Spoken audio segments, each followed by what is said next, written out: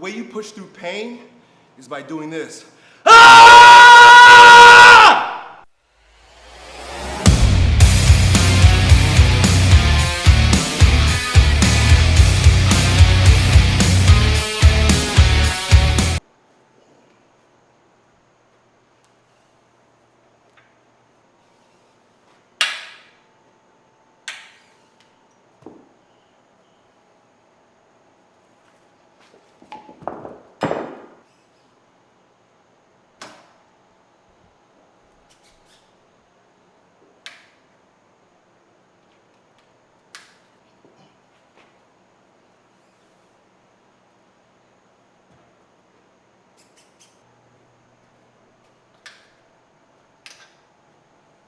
Hey YouTube, it's your bro Elliott Hulse here, and you're probably wondering what the heck I'm doing right now. You probably got a lot of questions for me, Elliott, like why are these ropes hanging from your barbell? What are you planning on doing with that? I'll answer that question for you today in just a moment. You'll get to see what I'm doing, but we got another episode of Shiz People Ask Elliott, and I got tons of questions from you. So as I show you my new Spud Inc. strap setup, which is supposed to mimic yoke walking, right? So if you ever seen me do some yoke walking in my old videos where I got that big metal apparatus on my shoulders, I put a lot of weight on it and I walk with it, well, it broke. I'll get it fixed, but in the meantime, I bought these straps, and the way this setup is so that it mimics the yoke walk, but at the same time they swing. They swing it all over the place. So I think it's gonna give me a really solid core stabilizing workout. So I'm gonna go ahead and practice that a little bit, take it out, bring it back, and in the meantime, I got Kyle here again. He's gonna be asking me your questions, and we're gonna have a good time doing Shiz People Ask Elliott. So let me get this warm-up rep going, and then when I come back, we'll get started. I gotta focus, because I've never done this before. I want to see how well I perform. Take this off. So mind you, it's the first time I'm ever doing these. These are fresh out the packet. I've had it for about a year, but I haven't done anything with it. Okay. Let's take a walk.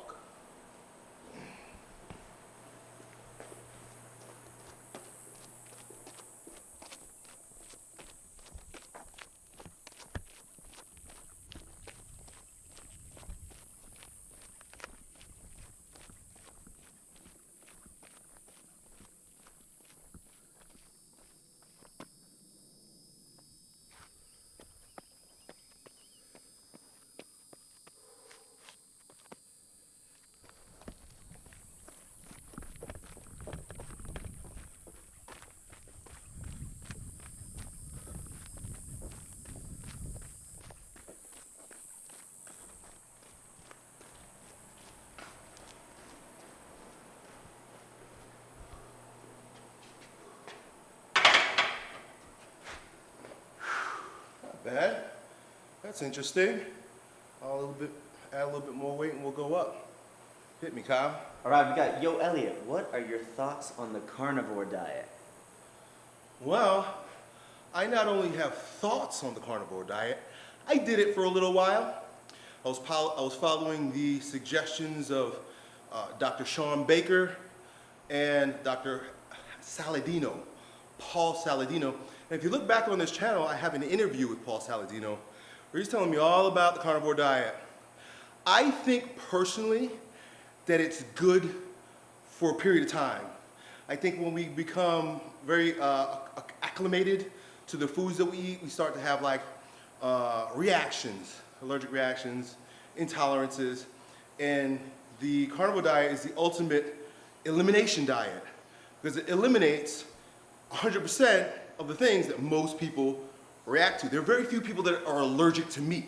Remember anybody who's allergic to meat, but you've met people that are allergic to grains, certain vegetables, certain fruits. All the other foods have people that have intolerances to them. No such thing as a meat intolerance. So it's an elimination diet that will get you down to the essentials of what you need to eat by eliminating the rest. And then, I believe, over time, you can begin reintegrating those foods back into your diet. So as a lifestyle, I'm not a fan. But as an elimination diet, I think it's a great idea. So today, I'm gonna do a carry and drag workout. So it's a little different than my typical workouts where I'm doing conjugate style training and power building. I'm just gonna focus on a few main strongman moves that are carry and drag heavy. And so we'll see just how heavy.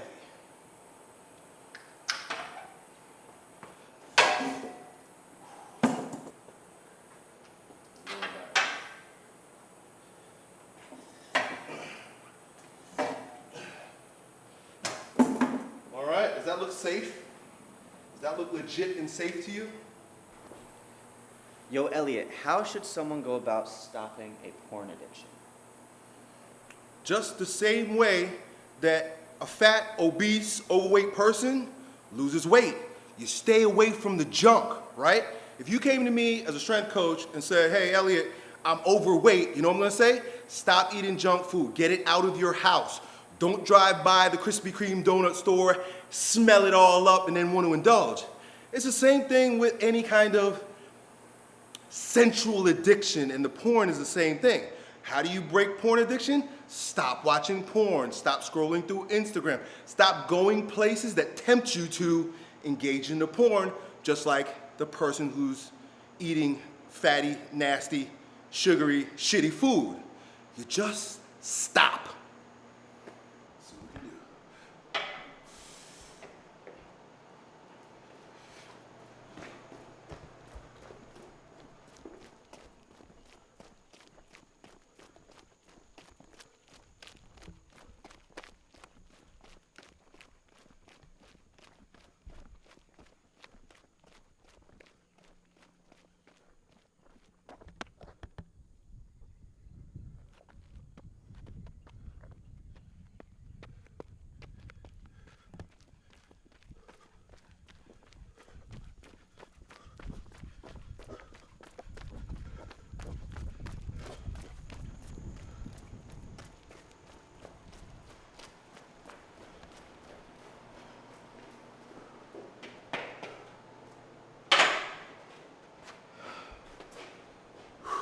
A lot tougher than it looks. Trying to move quickly with the weight on your back, swinging all over the place. I don't know if it totally mimics the yoke, because I don't know if I'll be able to go as heavy, but it definitely is a good move. Yo, Elliot, how do I learn to push through pain? I have a low pain tolerance and it's hindering my workouts. The way you push through pain is by doing this. Ah! It's a strange thing, but I used to go to a massage therapist who was a specialist in structural energetic therapy. And this was years after I had done bioenergetics for many years. And what was special about going to a structural energetic therapist is that he understood that when creating pain in a patient's body by pressing in real hard on those trigger points, that those trigger points were released, they were relaxed if the person opens up and makes noise. When you make noise through pain, the pain dissipates because it has a place to go. If you bite down when you're in pain, like, and bear the pain that way, you're gonna blow up, right? Because you're bearing down. But if you go, you'll be able to handle it. And it's the same thing in the gym. Sometimes when I'm lifting very painful weights, I make a lot of noise. I guarantee you that if you start making noise, you start shouting through the pain will go away. Why? How? I don't know. But promise, try it. Or start with little things, right? Like if you got a zit on your shoulder and your girlfriend is going to pop it, while she's popping your zit, just go, and you won't feel it. It don't even have to be an aggressive shout like, It literally is just making noise. If somebody's working on a part of your body and it's hurtful, make the noise. Vibration. Vibration breaks up tension, right? Like vibration can destroy a whole city, right? Through an earthquake. You can create that kind of dissipating energy in your own body by shouting, making noise. Don't be afraid to be a noisemaker. Most people bite their tongues till it falls off, and they're in pain their whole life. Don't be afraid. I got another question for you while you're doing it too. Okay, good. All right, I'm trying to fast, but I can't get past 24 hours. What do I do? Keep practicing the 24 hours, right? Because even with like lifting, frequency helps, right? You might say, oh, I can't lift a certain weight because it's too heavy, but if you keep practicing right under that threshold, eventually you'll be able to blow through it. It's the same thing with a lot of challenges in our life. I'm talking about fasting, but not specifically fasting. Your question is about fasting, but it's not specific. Keep working with what you have. Keep working with what you can do. You know, make the best of what you got right where you're at consistently until there's a breakthrough, right? It's just going to happen like magic. One day you're going to wake up and you'll be like, you know, I've been doing 24 hours a couple times a week. I think I could do 28 hours. I think I could do 32 hours. I think I could do 72 hours. But you just got to stay consistent with a little bit in order to have the breakthrough with the big thing.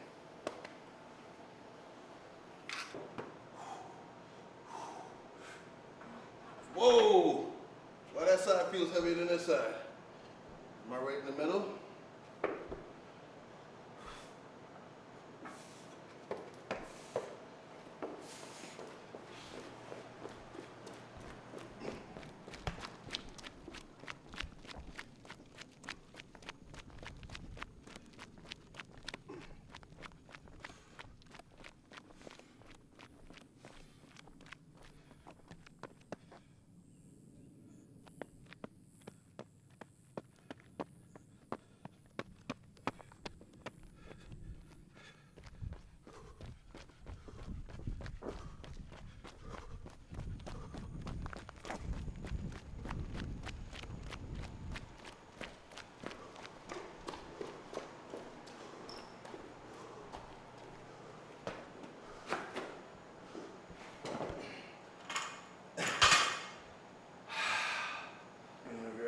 Serious question here.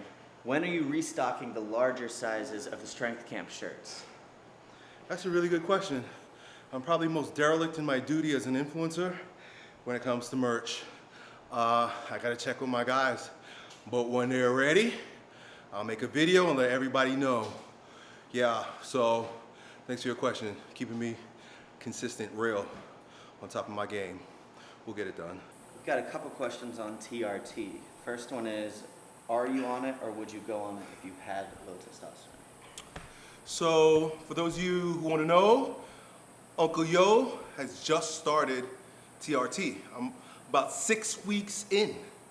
And so, I've been testing for quite a few years, and it wasn't until I moved here, probably because of the stress levels and stuff, that I finally qualified with a low enough T level to get supplements.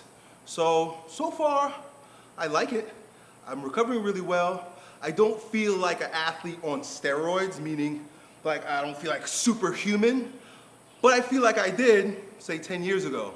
And so I think that's a pro and think that's a go. And so that's what I'm doing. And off of that, we got someone else that asked, how big of a chance that the hormone levels don't come back? And are you worried about that at all?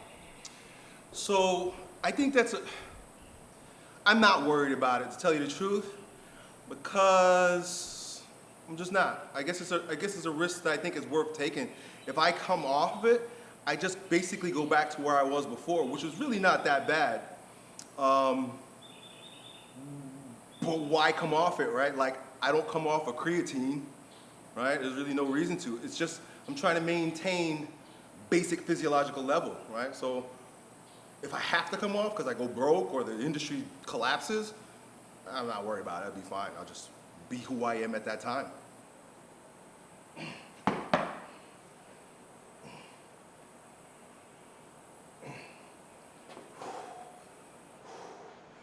Oh, look at that. Uncle E's too short.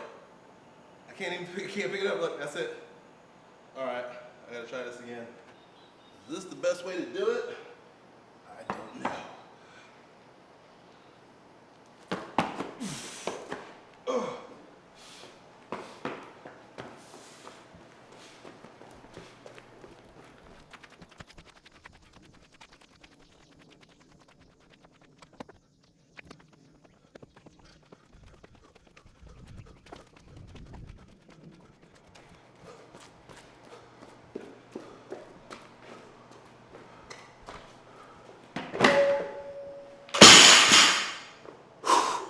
What will the world look like in 20 years? Are we living in the end times? First of all, I have no idea what the world's gonna look like in 20 years, and I am not trying to predict it. I think that's the most asinine thing to do, because we have no clue. Are we living in end times? A lot of people say yes. There's a lot of evidence that we're there. I will say this, it's very obvious that we are living in a time of tremendous chaos. That means any kind of stability, any kind of order, any kind of authority has been dismantled, has been crushed. You see this most evidently with the month of June. We go from Father Month, right, which is traditionally the month of the Father, Father's Day, to LGBT Confusion Month. So we replaced order with chaos. Does that mean that we're at the end of evolution? Probably, because you know what comes after chaos? Order. You want to know where we are on the scale? Look, is it predominantly order that's presiding, or is it chaos? It's definitely chaos. Can we slip into further chaos? Probably. Will it get more chaotic? Probably. But what's at the other end of that? Order, a new order. Will it be the new world order? We have to see. Who knows? Interesting times. Done.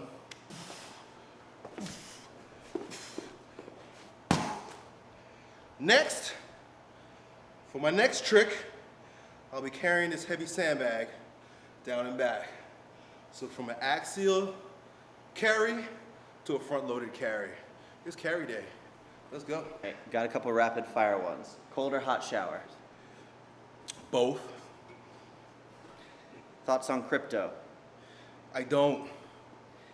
Love the tractor. Do you use it often? No. How's farm life going? What is one thing you're really wanting to grow? Oh, I love farm life. Well, there are a lot of things I want to grow. First, like in terms of growing, would be fruit trees. Lots of fruit trees. Fruit trees seem to be simple and fruitful. So I'll grow that first, but then getting into livestock. Definitely chickens and goats and cows. That's on the way as well. So homesteading, bro, it's kind of a new thing for me. But listen to a lot of podcasts, Joel Salatin, and reading books and stuff. This is the first time. It's an experiment, giving it a go. Can't wait to show you how it goes.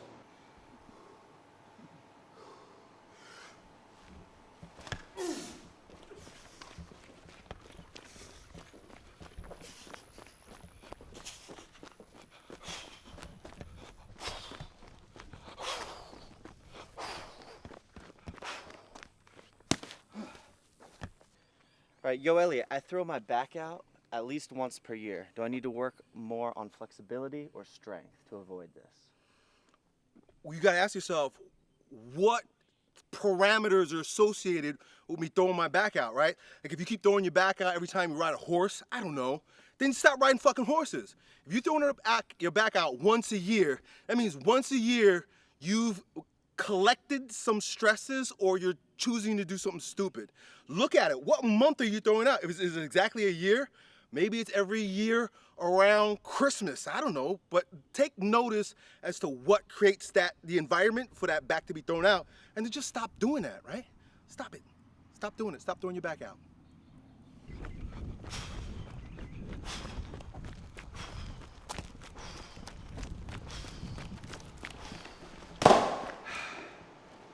Yo, Elliot, what are your thoughts on training when you're near your natural limit?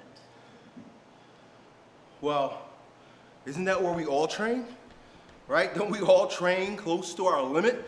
Otherwise, what are you doing? If training is not close to your limit, then I think you're just masturbating. It feels good, but you're not getting anywhere. You're not creating anything. So my thoughts are, who doesn't train close to their limit? Why would that person train? Because it's not until you get close to your limit that the boundary starts to move. That's when you get stronger. All training should be close to our limit. All things that we do in life should be close to our limits, right? Why stay within your limits? There's no expansion, there's no growth, there's no evolution if we stay within our limits, right? Push the limits in your life. See what you're made of. Have more children. Buy more land. start another business, push your limits. That's where a man finds himself. Men find themselves on the border. That's how you discover who you are, and that's how the world judges you as a man also. How close to the edge can this man go without falling off? How far can this man push the boundary of growth? If you think about it, that's how civilizations were created, were made by men who had a small boundary, right? Okay, we just got here. We're safe in this little area. Let's go to the boundary and push it. Okay, we can take over a little bit more land. Oh, there's a challenge over there. There's another tribe. We gotta take them over so we can keep expanding our land. Keep expanding, keep growing. There's this movement right now that I call white guilt. And I know I'm going on a rant right now, but I see these white people calling themselves colonizers. And they use phrases that say, like, America was stolen. I don't think any of that is true. If you're a colonizer, you're a winner. Your people did it right because you conquered. You didn't steal. White people didn't steal America. They conquered it. If it was still in the hands of the natives, we'd be living in fucking teepees. I'm okay with air conditioning. It's okay when the boundary expander, the boundary pusher, pushes the boundaries, takes what he's stronger and smarter to get, because everybody wins that way. You don't want weak people in charge, but feminism has convinced us that we want mommy in charge. Stefano says, everybody wants mommy in charge when things are going good, but as soon as shit hits the fan, they look to daddy. Why? Daddy protects the boundary and pushes. Men are making a comeback. Patriarchy is the future. The only thing worse than self-loathing white people are whiny, complaining black people. Victims and victimizers, whiners and guilters. Both need to stop it, right? I can say that because I'm half both. And I have no white guilt and I have no black victim. I'm a colonizer of my life, bitches. Ah!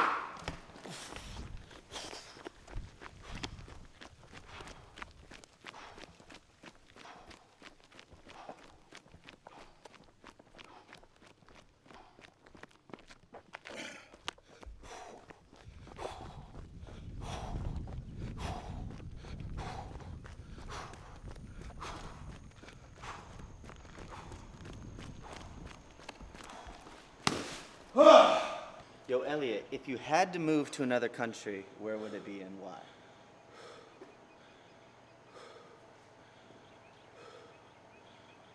I wouldn't. I don't think there's any had to. And I know that's like a rhetorical question, but I wouldn't. I don't care how bad things get in my home, I stay home and protect it. That's what a man does. I'm not running. I'm not going anywhere. I'll die right where I stand. I'll die on this hill. Things can get bad, shit can hit the fan, but I ain't running. I ain't running. I ain't running no more. I have thought about that question though in the context of the young men that follow me. And so I have thought about in terms of if I wanted to go to a country where I wanted to start a family, where there are women that are worth marrying, I was thinking like Middle East, right? Somewhere in the Middle East where religious conservatism still applies, where the women, from what I understand, are still conservative. They're still behaving like women, unlike the women here. So I was thinking Middle East, right? That was in my mind in terms of where I would go. Eastern Europe, places like Poland, seem to be making a conservative comeback. So, you know, they got like Viktor Orban out there, and they're doing a lot of things to grow families. In fact, I think Poland and Hungary both passed these new rules and, you know, government legislations where the more children you have, the more bonuses you get from the government, right? So they're trying to actually improve the family. I would go somewhere where family is still very much honored, where the culture supports family, wants to grow family. Unlike our culture of death, where all we support is abortions and contraception, right? YOLO lifestyle and being a degenerate. And then they tell us dumb shit like the world is melting because there's too much of us eating, farting, and having cows. we live in the weirdest fucking place in the weirdest freaking time. So Middle East, or I would even imagine places like Mongolia. I could only imagine, it's just my imagination. Places like Mongolia, I'll probably go there. What's up? I need to go.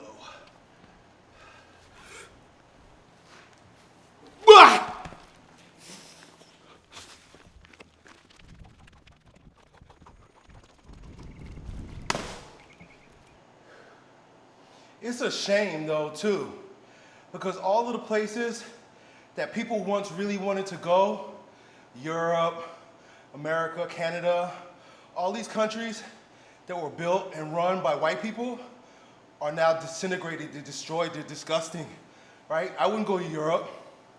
They got problems.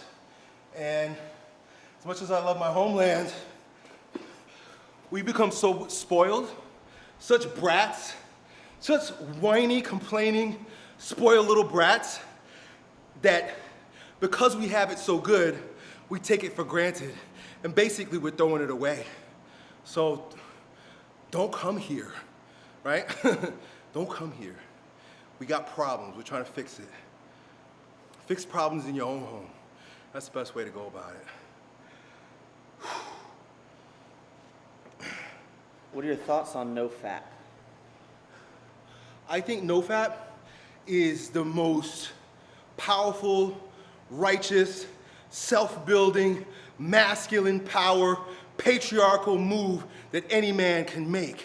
You gotta understand that the world has us by the balls through sex addiction, right? There are a number of reasons why this destroys humanity. Jerking off destroys the vitality within a man. But not only does it destroy the vitality within a man himself, but it also makes him weak for the world. And so to be able to retain that strength, retain that power, grow it inside and transmutate it is how all great things happen. Stop having virtual sex with your cell phone, because all it's doing is spilling your seed, wasting your vitality, and making you useless for the world. I was thinking about this the other day, and I'm gonna be giving a talk at the 21 convention, and I think I'm gonna give my whole talk on semen retention and why it's so vital, it's so important. And I think it's the new sexual revolution. I think the new sexual revolution is gonna be based on chastity and semen retention. And it's gonna be started by men. The 1960s sexual revolution was started by women when they started giving them birth control pills and allowing abortions. That is what brought us to the chaos that we're in right now. But as order begins to be reestablished, men are going to pick up we're gonna pick up our standards for women, right? And it's starting to happen, that's why MGTOW is taking over. We're gonna increase our standards for women and stop being slaves to our most base instincts. Transmutate that sexual energy into building a business, creating art, making music, doing charity, doing something amazing in the world, rather than just getting addicted to 5 seconds of blowing your load. It's a fucking waste of life. There's a really good TED talk given by a neuroscientist, right? He studies the synapses and the neurotransmitter in the brain, like what happens in the brain for, based on what stimulus.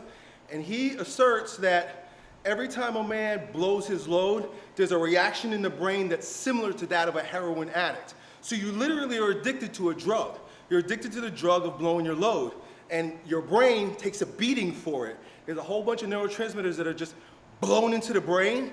And the more that happens, the more it starts building new motor engrams, motor pathways in your brain and your muscle. So what ends up happening is you can't have normal sex because you've built a pathway that becomes visual sex in your own hand. That's why a lot of men we're not dealing with women, because you're so busy being addicted to that pathway of watching fake sex, by the way, with usually sex slaves, and beating it off yourself. And then you get into a room with a woman for the first time, or it may happen several times, and all of a sudden, your dick can't get up. So you're destroying your brain, you're destroying your physiology, you're destroying the planet. You wanna know what the real problem in the planet is? It's not climate change. It's sexual degeneracy. It's decadence. It's the debauchery that we live in, that we call life, that we call progress. This shit ain't progress. Men sitting around blowing their load on screens is not progress. That's not sexual revolution. That's sexual deviance. That's being a degenerate.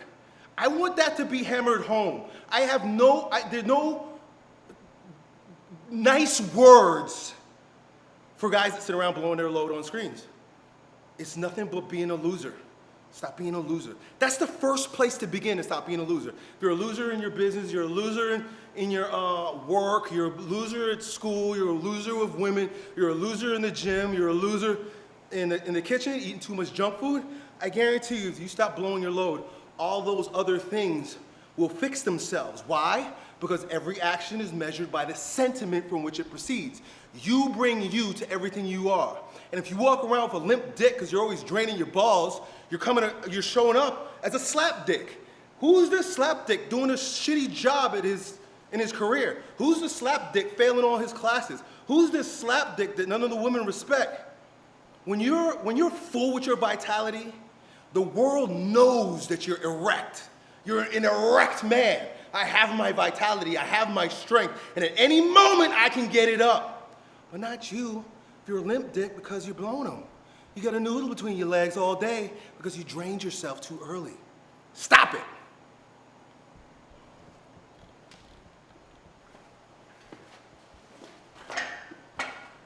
Self-control. Self-control.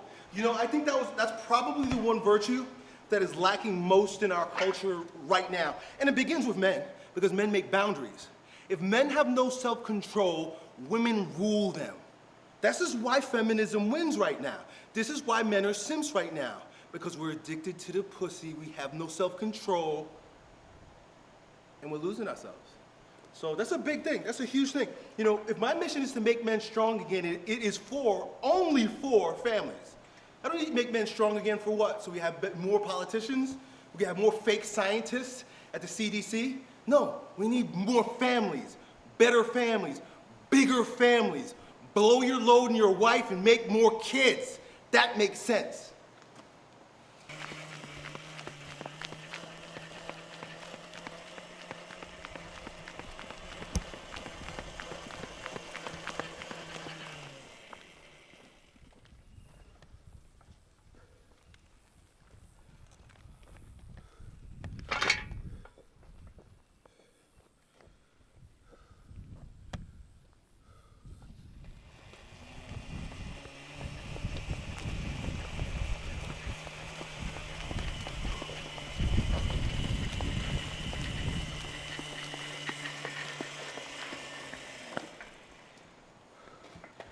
Yo, Elliot, why do you not have any mirrors in your gym?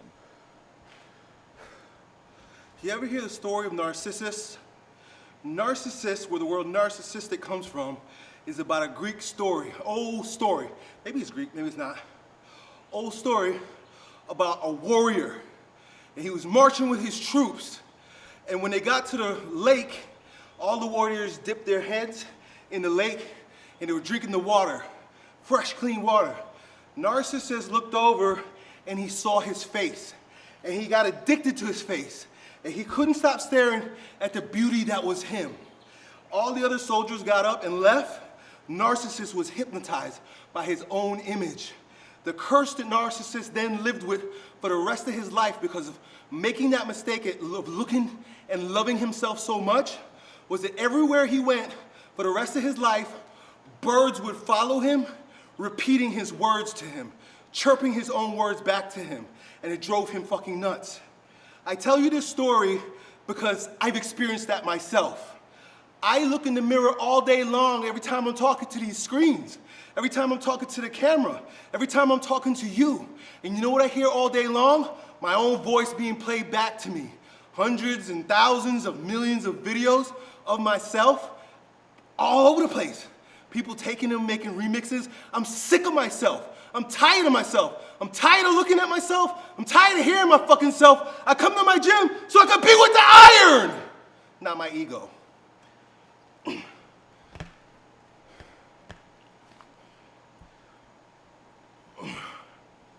It's my curse. I've been cursed. I have the narcissist curse. I'm a narcissist. So I'm trying to break it.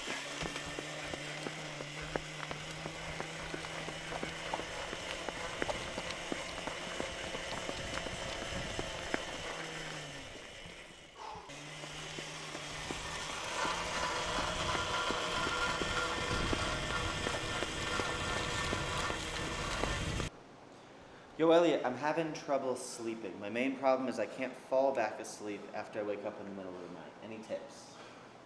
Yeah, so one tip is stop eating around 6 o'clock, or at least 4 hours before you go to bed. Now, this doesn't work for everyone, but you may notice that when you eat close to bed, that your body starts to release stress hormones to help support the digestive process while you're sleeping. So you may be being woken up because of the digestion process. Also, if you drink alcohol, right? Like you're one of these dudes that I gotta have my nightcap, man. Well, your nightcap is knocking you off, so you're waking up in the middle of the night. Another one, if you use caffeine, stop the caffeine after 12. Don't be having coffee and Coca-Cola at 4 p.m. That can mess you up. And then finally, if you're not sleeping through the night, that means you're not living through the day. You gotta use up all that energy during the day so that you get knocked out and sleep hard at night. If you don't lift, lift. If you don't exercise, exercise. If you don't get sunshine and fresh air, get outside and get sunshine and fresh air. You have to maximize the day to maximize the night. You have to go far in one direction, right? Burning the candle during the day, right? Going hard during the day. That way you can rest, you can blow that candle out fully at night.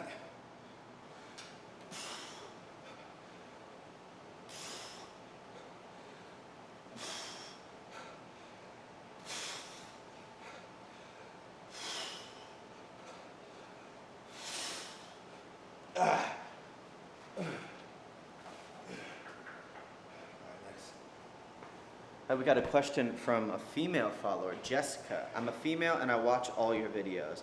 How do I balance the feminine side and the masculine side in my career and my relationships? Well, the first tip off to me is career. To even pose your question that way, my career and my relationships, automatically shows me that you have your priorities backwards. Men say career and relationships. Women say relationships. Women know themselves through relationship. It's just natural, it's just normal. It's the way it's always been. It's not because of oppression, it's because of biology. Women are associators, they're egalitarian, they're relational oriented. So, to really get the most, to max out of what you're built to do, find a husband, get married, make babies. And if you want to work a little bit later on, that's fine. But I don't think there's anything feminine about a career woman. Maybe I'm wrong, but I'm not turned on by a female CEO. I'm turned on when a woman is vulnerable, when a woman's soft. You know what makes men really excited about women? When they can take care of you, when they can love you and honor you and not compete with you, not have this sense that she's strong and independent, she don't need me. Men want to feel like we're needed. And a part of the problem with intersexual dynamics today is that y'all don't need us and you flaunt it. That's not attractive. That's not what makes polarity. That's not how relationships work. So if you want to balance your masculine and feminine, focus on what you are. You're feminine. The masculine shows itself naturally as it should and as it will. Be in your natural state and then you balance yourself naturally. Same thing for a man. All this bullshit about men needing to find their inner woman or become more vulnerable or get in touch with their feelings only perverts men. Men need to be career-driven, focused and stoic, hard-working providers and protectors. That's natural for us. The feminine side that's in there will make itself known naturally when he first picks up that baby you made for him. All of a sudden, he's gonna melt a little bit. He's gonna feel a little bit more feminine in his desire to do the right thing for you guys. I don't think we need to balance our masculine and feminine. I don't think that's what's needed in the individual in this day and age. What's needed is a return to true femininity and true masculinity as it expresses itself in the individual. Men be men, women be women. There's a difference, and we have to honor that difference. And we have to stop thinking that there's something wrong with knowing our roles and playing our parts. The world has tricked you, women. Feminism doesn't work. Women aren't more happy because they're career women. Women aren't more happy because they have power over men. Women are on more depressed medications, pills, and therapy than they've ever been. Why? Because the natural order has been shirked and you've been given a bullshit lie to believe that working for a stranger at some corporation and calling him boss is more noble than serving your husband, serving your family. It was a trick by the Federal Reserve Bank, the globalists, the oligarchy, if you will, to what? Make more taxpayers. Your free, strong, independent woman BS is so that you can be a taxpayer. Make no mistake about it, it's not about women's rights, it's about paying more taxes. Find a husband. I think that should be the goal for most women. Find a husband. Not a partner, not a mate, not a fucking boyfriend, because men are men, not boys. I think the whole boyfriend-girlfriend thing keeps us trapped in adolescence as adults. You find a fiancé, a potential husband, and get married.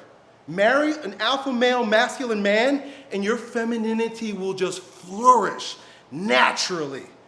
You won't have to ask me any questions, because you'll know.